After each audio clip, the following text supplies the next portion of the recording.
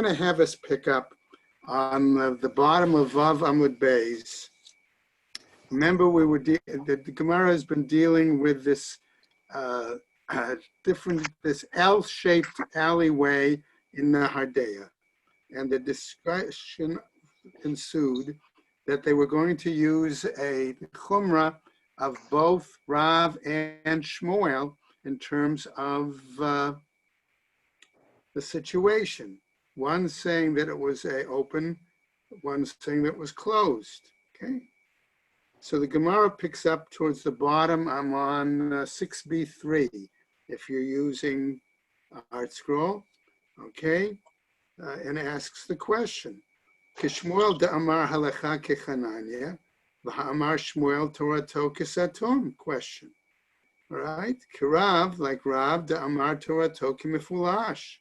And like Rav, it says that his view was that it was an open. Umi avdin and betrayed chum, right? Do we really do with two stringencies? V'hatanya, isn't it taught? The olam halacha kebeit Hillel, the law is like Beit Hillel. V'arotzela asot kedivrei Beit Shammai oseh. At the time, however, one who wants to follow Beit Shammai can do so. Kedivrei Beit Hillel oseh. And those who want to follow Beit Hillel can do so.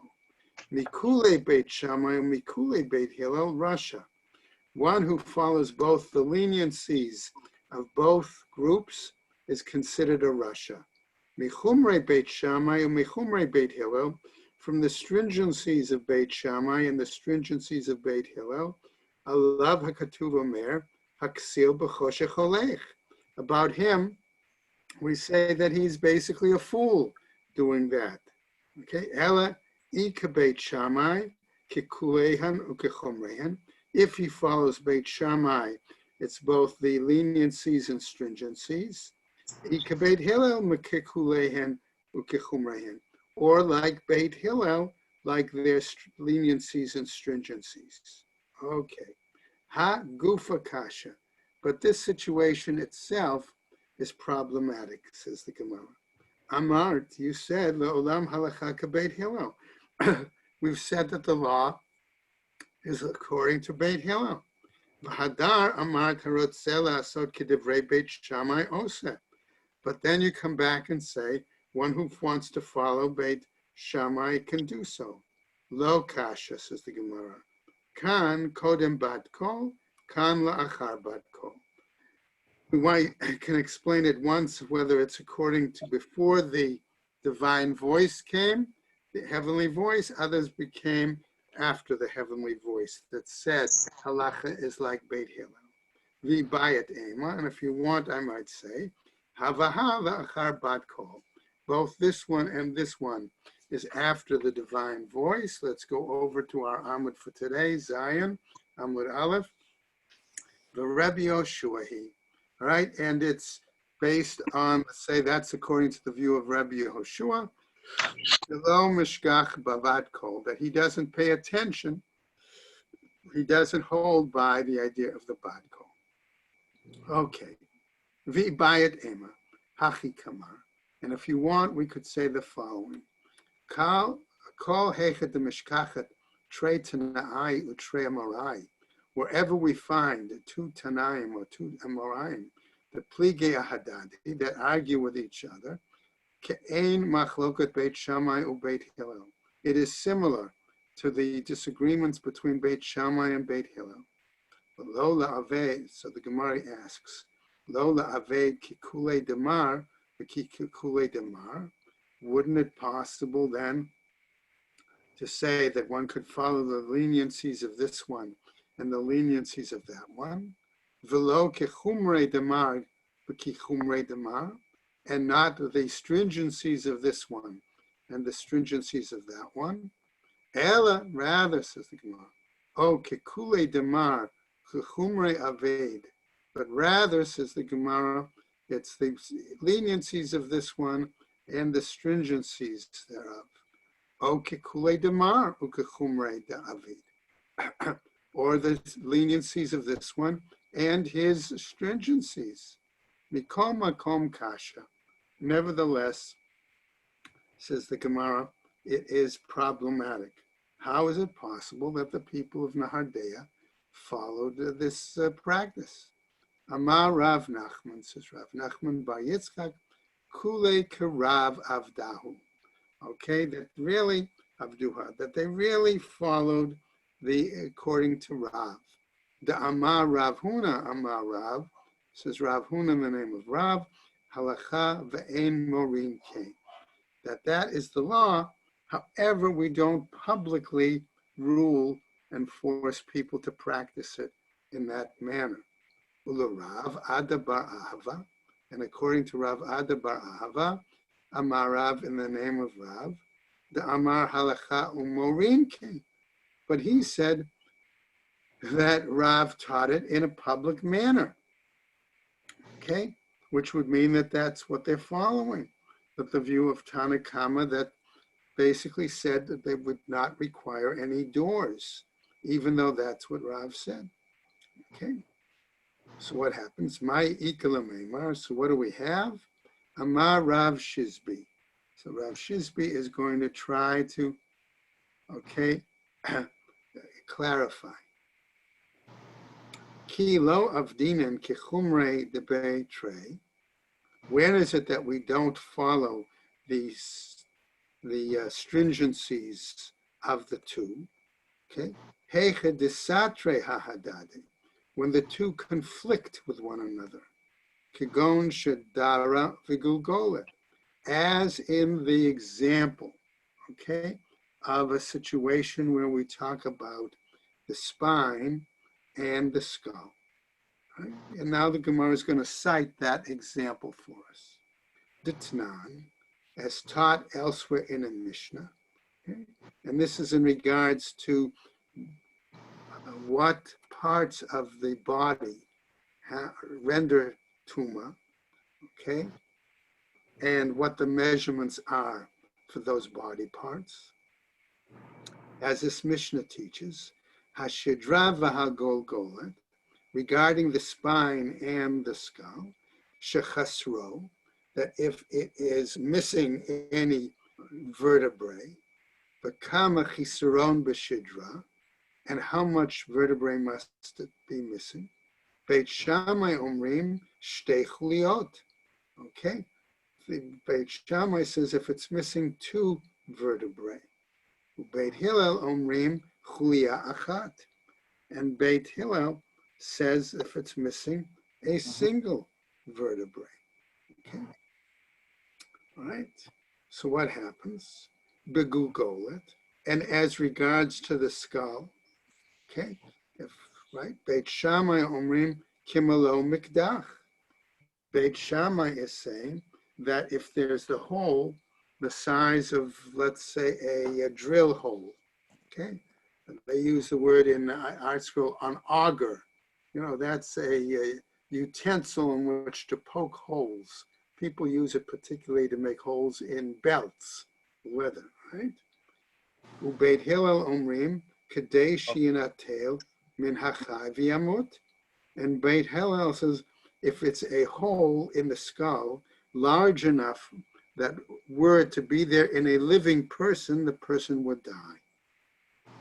V'amar Rav Yehuda Amar Shmuel, and Rav Yehuda says in the name of Shmuel, v'came le'inyan treifa, and that's similar, we say, to the situation in regards to a treifa. Aval heicha delo satre ahadade avdina, but where the 2 authorities don't disagree with each other, okay, we can follow them. The heicha de sadre ahadade lo avdina. So the implication is, and where they do contradict one another, we don't follow. Meitiv Rav Mesharshia. But Rav Mesharshia is going to challenge that with the following. Okay, namely, Ma'aseh Rabbi Akiva. There was an incident regarding Rabbi Akiva, okay, that happened as follows. Shaliket etrog be'echad b'shvat, that he harvested a etrog on the first day of the Hebrew month of Shvat. And what did he do? v'nahag bo shnei isurim, and he carried out with them ma'aser based on two approaches. Echad kedivrei Beit Shammai, one according to the approach of Beit Shammai, ve'echad kedivrei Beit Hillel, and one according to the words, the practice of Beit Hillel. So Gemara then tries to clarify, why did Rabbi Akiva then follow two examples in this situation of chumras, right? Rabbi Akiva, gamre istapekle. For Rabbi Akiva, this particular learning was questionable, was doubtful for him. He had a problem with one. V'lo yada, and he did not know. I Beit Hillel b'chad b'Shabbat amor, I b'chamisar b'Shabbat amor. Why? Because he did not know whether the year for determining the taking of the tithing was chosen by Beit Hillel to be either on the 1st of Shvat, which, by the way, was the date selected by Beit Shammai, or the 15th of Shvat. Okay? Amor. V'avad hacha l'chumra, v'avad hacha l'chumra. And therefore, what did Rabbi Akiva do in this case? He said he chose one, okay, to follow Beit Shammai, which would make it from the 1st of Shvat, that was for 1 year, and from the 15th of Shvat would be another year. He therefore took two ma'aser, right? And what he could have done is taken ma'aser, okay, the not the first ma'aser, not Trumat ma'aser, but he could have taken ma'aser ani, okay, which was in certain years, right? And the other years taken ma'aser and put it one for one and one for the other. Okay. Now, Gemara wants to pick up at this point back to our earlier discussion, okay, where we're talking about how do we recognize and establish the Korah regarding a Mabui, that where the Mabui ends in both cases in a Rishus Harabi, right? So that's where we're going to pick up back to our discussion. Yativ Rav Yosef, Kami the Rav Huna. Rav Yosef was sitting before, excuse me, Rav Huna, okay? Viati v'kamar, he was sitting and saying the following. Amar Rav Yehuda, Amar Rav. Rav Yehuda said in the name of Rav the following. Machloket, this argument, okay, that we see between Hananya and the Rabbi and Tanakama, Besartaya Mikan, Besartaya Mikan. It's where there is a large thoroughfare, okay, where one end of the Mabui enters, and also the other end of the Mabui. It goes into another, also a large thoroughfare. Upaltaya Mikan, Upultaya Mikan. Or it's where it enters into a plaza, let's call it, an open area, public square, okay, open field, okay, one side, and the Mabui enters the other side. Okay. Aval sartaya mikan, upik'a mikan. But if where it's a situation where one end of the Mabui, let's say, meets with a large public thoroughfare, and the other end of the Mabui meets with an open field, okay, at the other end, okay. Oh, bik'a mikan, upik'a mikan. Or we say that one end meets with a field, and the other end of the Mabui also encounters with a field, all right? Others want to say instead of a field, it's a valley, but that's not a big difference here, okay? Oseh tzurat hapetach mikan, v'lechi v'kora mikan. That on one end of the alleyway, you make a tzuras a Pesach, right? And on the other end, you have the choice of a lechi or a korah. Okay? Hashta sataya mikan ubik'a mikan. Here, he says, where we have a public thoroughfare at one end of the alleyway and a valley or open field at the other end. Oselo tzurat hapetach. We make a tzuras pesach on one side, v'lechi v'kora mikan. Okay, and a lechi ad kora on the other. Bik'a mikan ubik'a mikan. But where we have a valley or open field at one side, and at the other end of the mabui, again a valley or an open field. Mibaye, is there any question then that we have to ask what to do then? Hachi kamar, says the Gemara. This is what he really means to say. Sartaya mikan ubik'a mikan. If you have the public thoroughfare at one end of the mabui, and then a valley or open field at the other end, ne'asa kibik'a mikan ubik'a mikan. It's as if it's similar to having a valley or open field at one end and a valley or open field at the other. Misayem ba mishmei de Rav Yehuda, and he concludes it then in the name of Rabbi Yehuda. Okay. So what happens? Im hayam mabui kala l'rechava. However, what happens is, let's say we now have a slightly different scenario.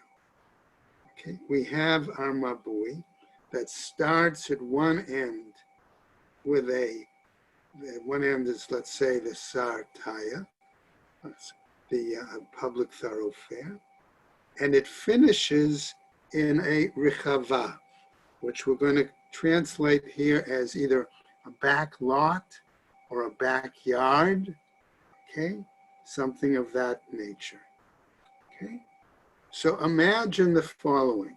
If you have Art Scroll on 7A3, the diagram there shows our mabui with one end coming with the Rishus Harabim, and notice that end has a lechi on it, and it goes straight through out into a back lot, okay?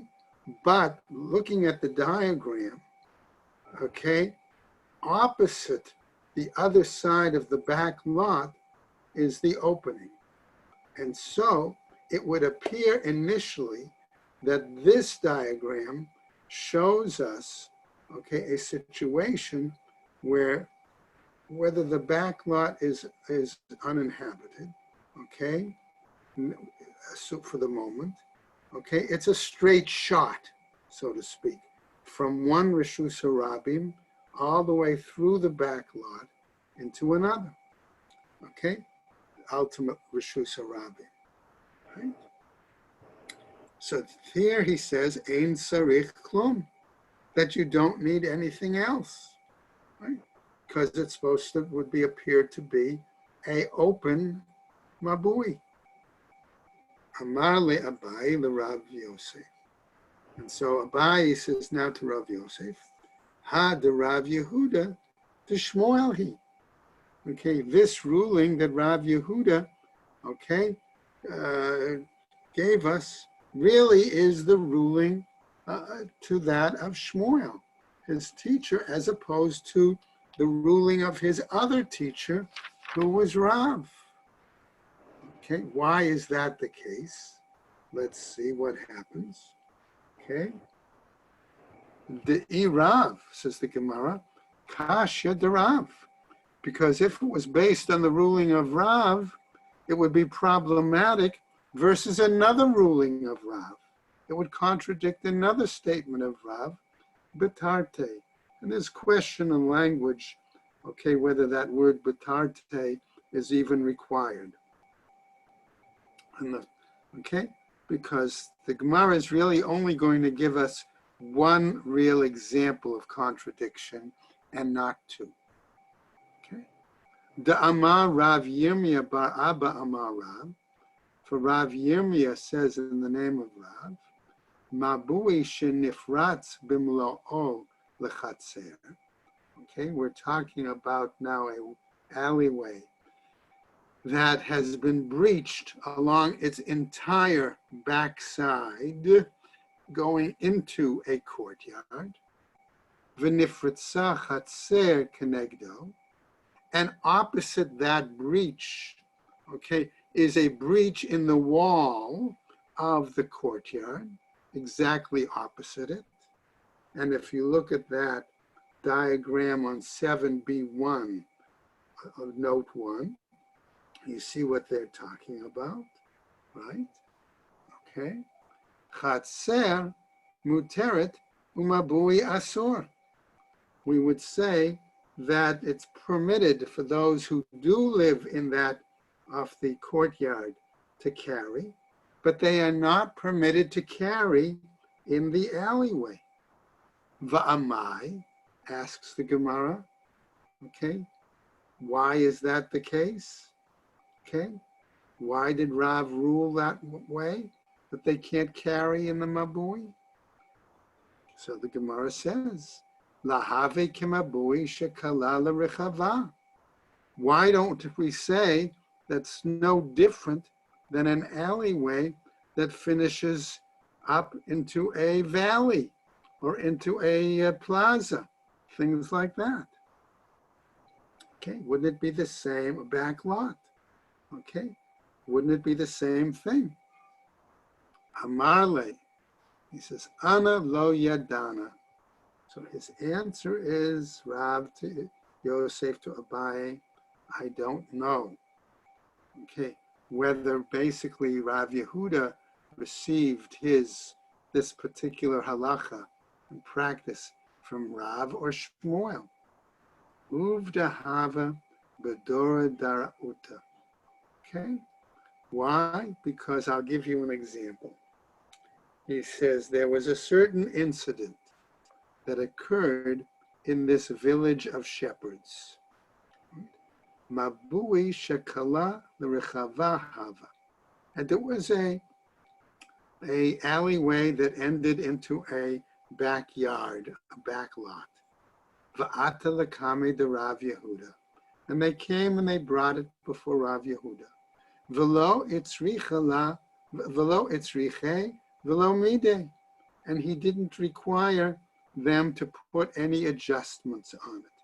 In other words, he didn't say whether they needed to do a tzuras Pesach, whether they needed to do a korah, ma'alechi, whatever. V'ikasha mishmei de Rav. Okay, and we're saying therefore, and if it was the problem, right, for Rav Yehuda to give this answer, to give an answer based on the view of Rav, Tahave Mishmei de Shmuel, right? If that's the case, then it would have been appropriate for him to have said an answer in the name of Shmuel, Velo Kasha Mide, and then there would have been no difficulty. Hashta, the Amar le Rav Sheshet, the Rav Shmuel. However, says the Gemara, okay, based on this story, okay, now, okay, right, okay, based on what Rav Sheshet said in regards to Rav Shmuel, Bar Abba, Va'amre le, and others say it was to Rav Yosef Bar Abba, Esberalach, I will explain it to you, okay? And this was what he said to him, right? What is he going to explain it to him? How is he going to, right, give an answer, right?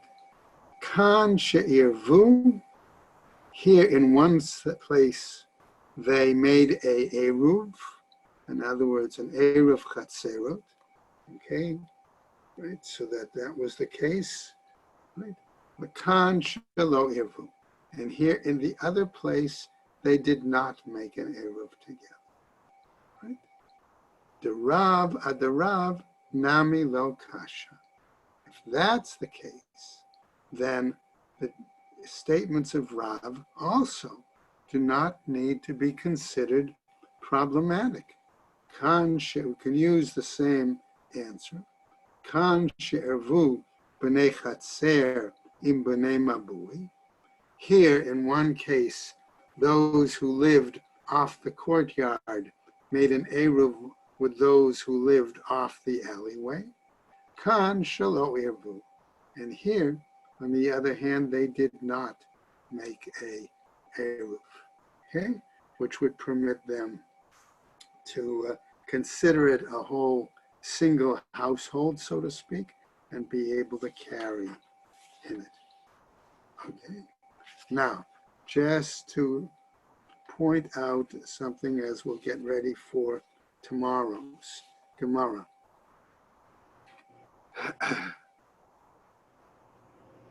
Okay. Art Scroll makes a note on 8A1. The Gemara now turns its attention to the original subsequently rejected assumption that Rav Yehuda is incompatible with the one by Rav Yirmiyah Ba'aba in the name of Rav. We're going to present this a little bit differently tomorrow, but what I want us to see, okay, is that the Gemara is going to change its mind, where it says, Ulamai desalig ada'atin me'ikara.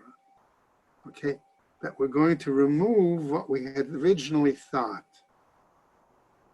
as a possible explanation, namely that we just said, Bein she'irvu ubein shelo irvu plige. Okay, but that's where they were arguing whether in one case they did an eruv, in another case they didn't. Be'irvu b'mai plige. Okay, because if they did make an eruv, those in the courtyard and those in the mabui, okay, why are they arguing? B'shelo eruv b'mai plige. And if they didn't make an eruv, what are they arguing about? Right? Right? So the Gemara then says, B'shelo, and the Gemara now is going to give its discussion, both in terms of a situation of if they didn't make an eruv, what their argument could be about, and then also then proceed, and if they did make an eruv, also what their argument would be about.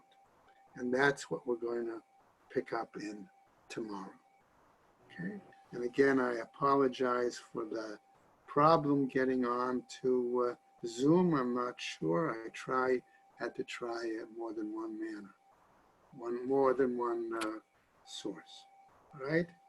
But it seemed to work out okay today, whether Bob Lashka, how long he'll continue davening that fast in the morning, but it hopefully, and we'll make an exception, of course, Friday, which will be Thursday and Friday's Rosh Chodesh. We'll have to deal with a later time, but it shouldn't be a problem. All right, everybody, have a good day and stay well. Tomorrow is 8:25. That's right. Let's say it's 8:25 on the assumption that with the Torah reading, things are going to run a little bit longer. Okay? Okay.